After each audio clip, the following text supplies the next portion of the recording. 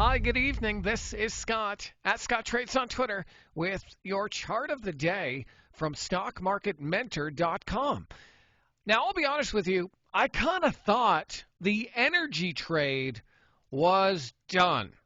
With inflation coming down, gas prices coming down, I thought, oil stocks are done. No point in looking at those.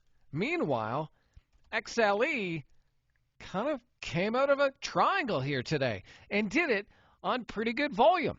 And so over at stockmarketmentor.com, we added a few oil and gas stocks to our active trade list. If you want to see what those are, be sure and check out what we're doing. Take a trial at stockmarketmentor.com. Just if you're watching this on YouTube, click the link below and you get like a discount on a whole month to check out the site. And you can see what stocks we're trading.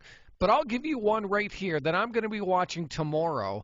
That's Chevron, ticker CVX. Now, I wonder, does Chevron have what it takes to break out of this clear pattern? Because from the highs back here in June, we got a beautiful downward sloping trend line and clear short-term support right around this cluster of moving averages. And so we have resistance, resistance, resistance. We're right underneath.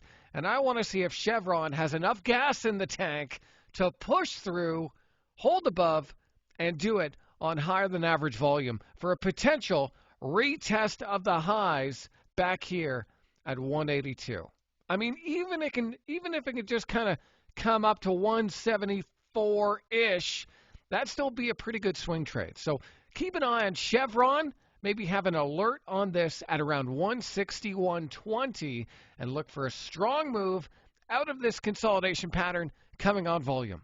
So I hope that video is helpful. Hey, give me a follow on Twitter if you don't already, at Scott Trades. And like I said, if you want to see what we're up to at stockmarketmentor.com, click the link, take a trial, and I'll see you on the other side.